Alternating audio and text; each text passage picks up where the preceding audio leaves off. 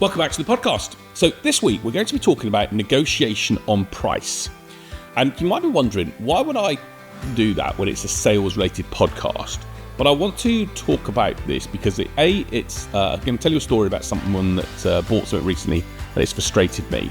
But more importantly, I'm also going to use it as a chance to test out the opposing person's skills in being able to handle the price objection. And sometimes the best way for you to improve as a salesperson and to improve your skills is to try it out with other people and see what they do, because you can also learn from them. So let me tell you a story.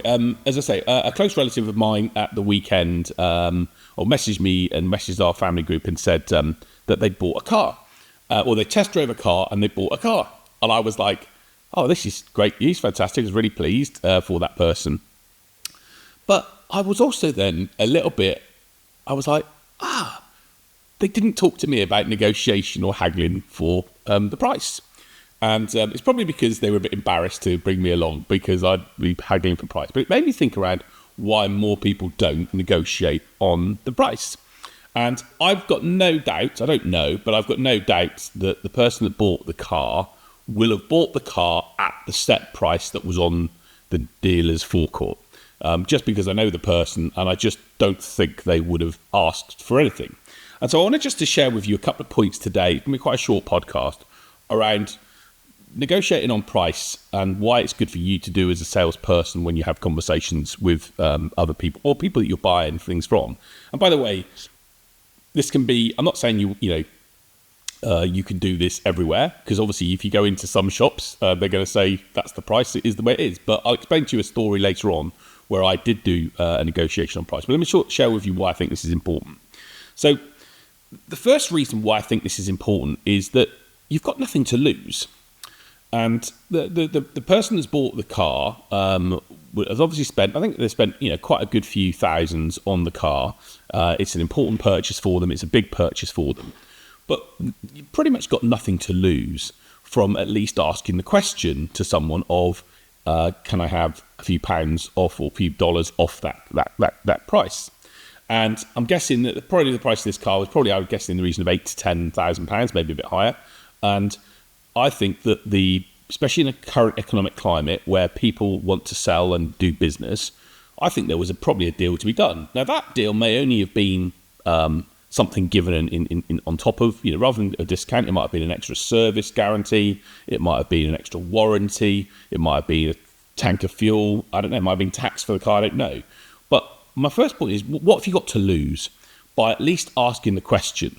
And some people are a bit sort of not sure what to do in that situation. So what I would have done is would have said, okay, let's say the price is £7,500. I see the price is £7,500. What would you take for it? So rather than even coming up with an answer, I would say to someone, what would you take for it? Or maybe you could say, what deal could you do for this? And the reason that's to say it's good is because you will see the reaction that you get from the person that you're buying this from and to see how they handle the price issue. And you have nothing to lose by asking the question. And in many cases, those that haven't been trained on how to handle the objection will fold like a deck of cards quite quickly. I've been in situations where certainly when it comes to buying cars, I remember buying my car last year and I said to the guy, I think the price of the car was for a certain price. I remember saying to the guy, I can't do it at that price. I can do it at this price, which was around about £1,000 less.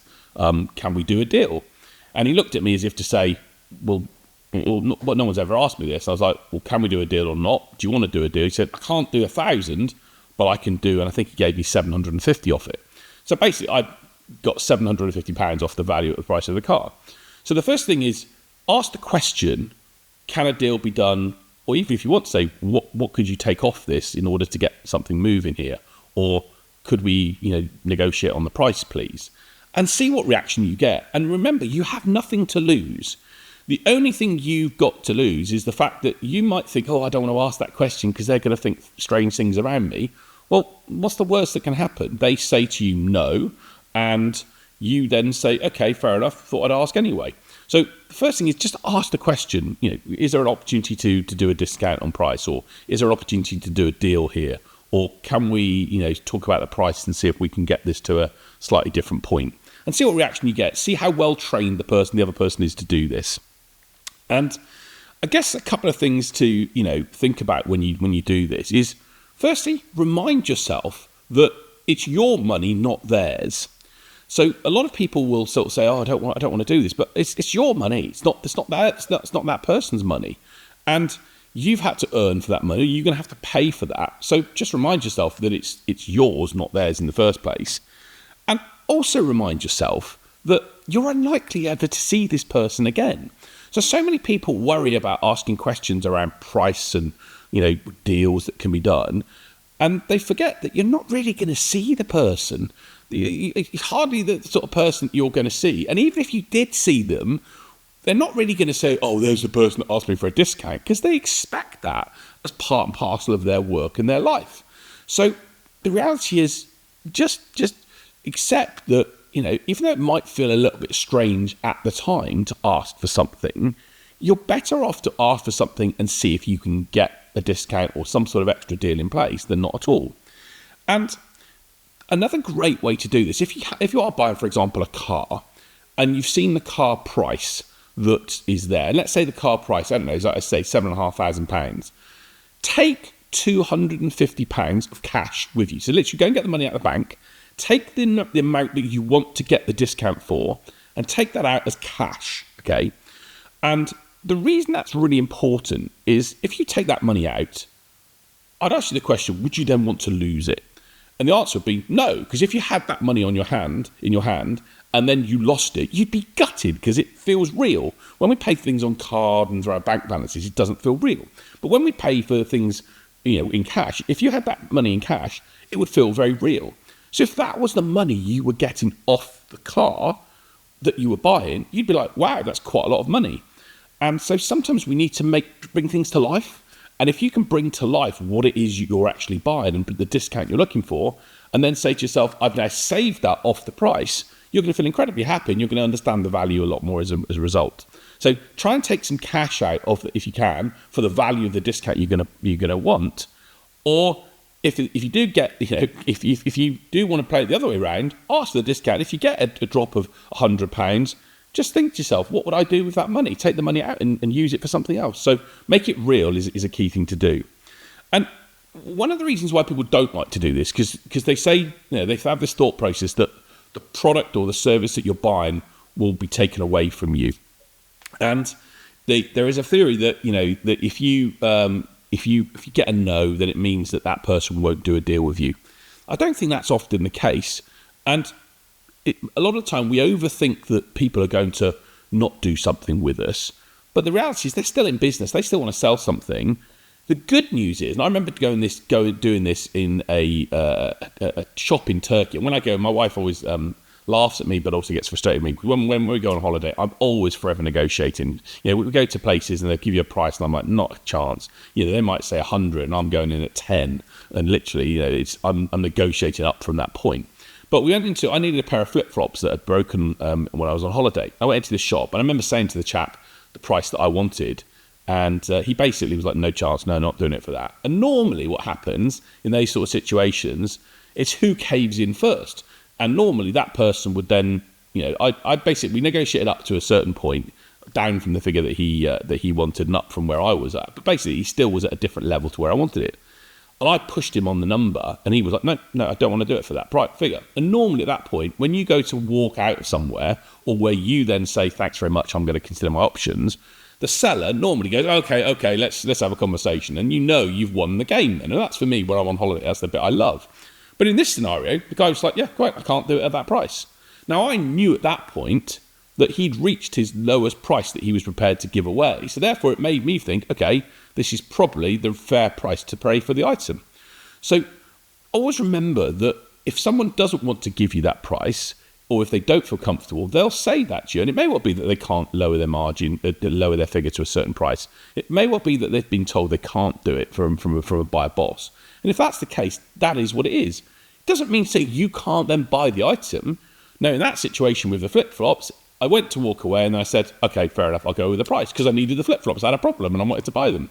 So the point being is, sometimes when when the seller says no and they get to that point, it means that they've reached their the minimum price that they're prepared to sell it for, which is actually a good thing for you to know anyway. So it means you're getting the best deal possible, and they're making some money, but hopefully not as much as they would have made from you.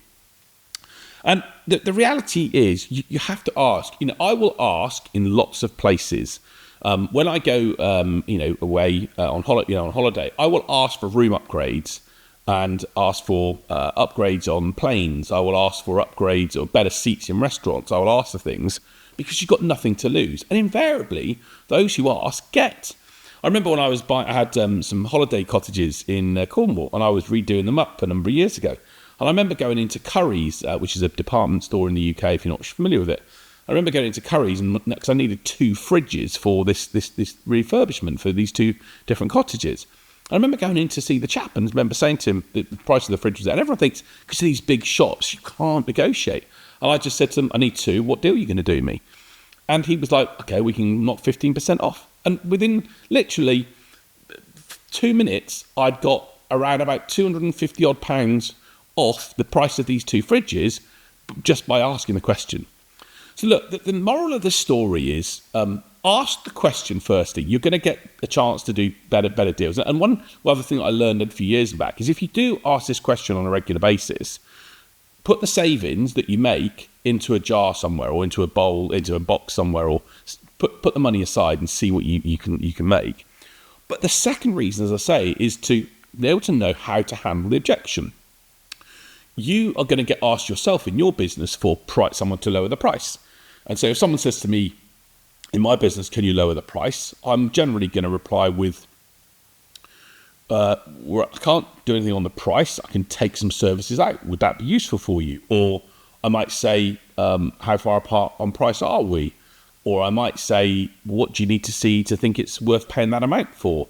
Or the price is the price as it is. Sorry, I haven't shown you the value. What would you want to see to make you think it's worth that? So I will always ask those questions back. But if you don't try this game when you're buying things, you never know how other people react and respond. And some people have been really well trained. So they've been really well trained, and you can learn from that yourself. So just do this next time you're buying something of value. Obviously, if you're buying, Mars bar in the shop, chances are the local shopkeeper is not going to give you that at a different price. But if you're buying something of a decent value, a decent amount, but you see it on houses all the time. I mean, houses go on the market for a certain price, and people always come in with a lower offer. So whenever you're buying something of a certain value, just ask the question: hey, what can we do on price here? Or is there, what negotiation is there on price here? Or what can we do to make this a better deal so that we can move forward? Ask the question. You have nothing to lose, everything to gain, and the only thing that you potentially lose is a little bit of, face, if you like, or, it's having the confidence to do it. But do it. You've got so much to gain from the whole process. So look, that's this week's podcast episode. As I always do, I finish the podcast on a inspirational story. And I wanted just to do a story. I thought I'd covered this guy before, but I'm not sure if I have actually. And if I have covered him already, then he's definitely worth a second go because I think he's brilliant. But I always finish the podcast on a story, and this guy is a guy called Nick Vucevic. Now, if you ever seen Nick, he was search for Nick Vucevic. His surname is Vujic, and you'll see this man that was born without any arms and any legs, and he is the most courageous, inspirational, incredible person. There's a video of him jumping off a diving board into a swimming pool. This guy has no arms and no legs. Everyone's thinking the guy's gonna sink, and he just uses. He's got like a little sort of stump that he uses to get himself to the side and then pulls himself up. He's just an incredibly inspirational person, and he's so positive. His mindset is so positive, and it just makes me think. Whenever I think of if you go through tough times, if you're someone like him who's been dealt a tough card, you could say. Just incredible mindset. So search for Nick Vucevic. Definitely an inspirational story. Definitely someone you need to look at and consider. Someone that can be inspiration for you. But look, if you're having a tough day, think yourself, you could be born like he was, and he still managed to go ahead and live life with a smile. So what's stopping you? So that's it for the podcast this week. Hope you've enjoyed it. If you have, as I say, please share it with others. But make sure you ask the question. Ask the question around negotiation on price. You've got nothing to lose, everything to gain, and hopefully you can save yourself some money and enjoy some nice things with that. So Thanks ever so much for listening as ever, and I'll see you next week.